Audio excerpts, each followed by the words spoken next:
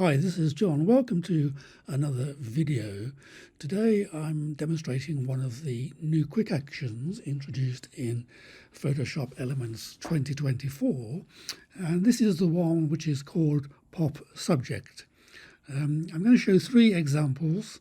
The first one is a wedding photo where the adjustment is quite subtle, but we can make the subject stand out more. The second one is a photo taken in Japan where the subject is more complex and the background is busy. And the third one is a bird on an abstract background, and I will show you how to tweak the background again to make the subject stand out. So let's jump into the editor and get going.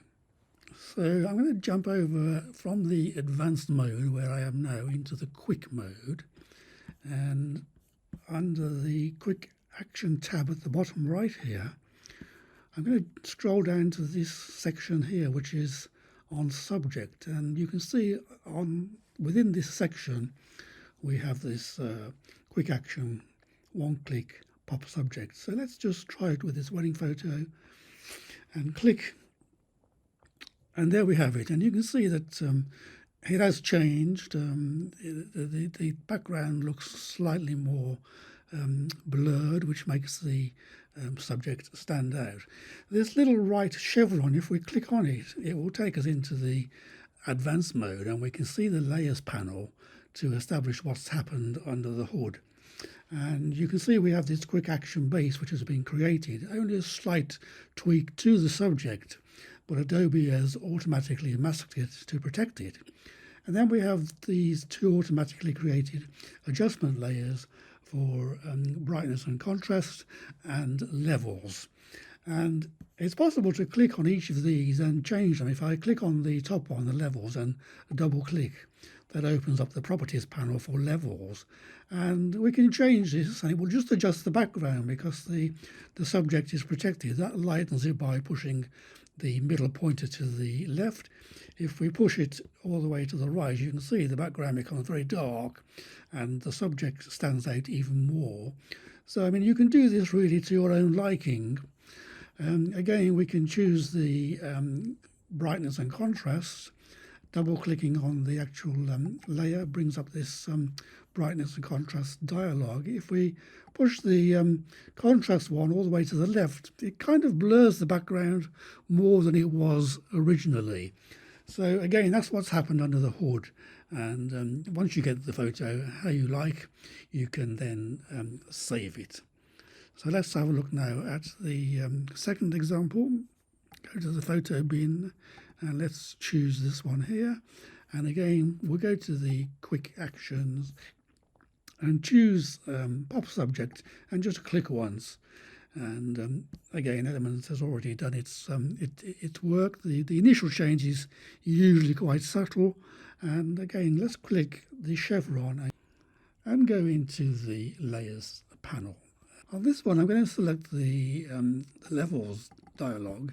And again, let's push this to the right and just make the background darker so it stands out more. I'm going to do the same with contrast by double clicking on the icon to bring up the dialog and pushing the contrast slider to the left. It kind of blurs the background more.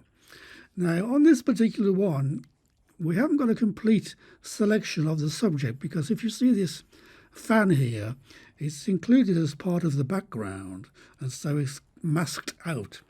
So if I click on the mask thumbnail in the layers panel, you can see it's got this blue outline. I can start to paint with the brush to try and bring that back in. So I'm going to click on the paintbrush here and make sure that the foreground color is set to black.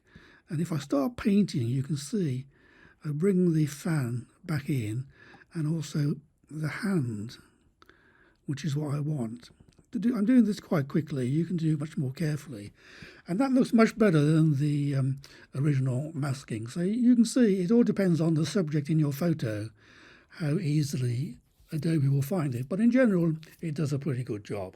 The final example, which is this bird on an abstract background, let's go back to the quick actions and choose pop subject. And let's go again under the hood and see what we have here. What I'm going to do now is I'm going to add a third adjustment layer to the original two on top of the masking. So let's go to the menu at the top here and click Layer, New Adjustment Layer.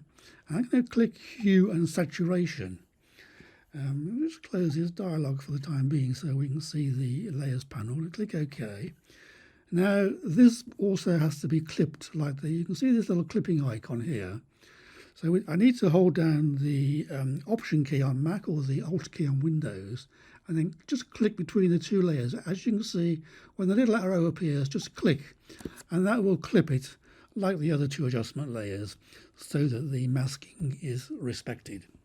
Now if I double click on this adjustment icon, it brings up the Hue Saturation panel.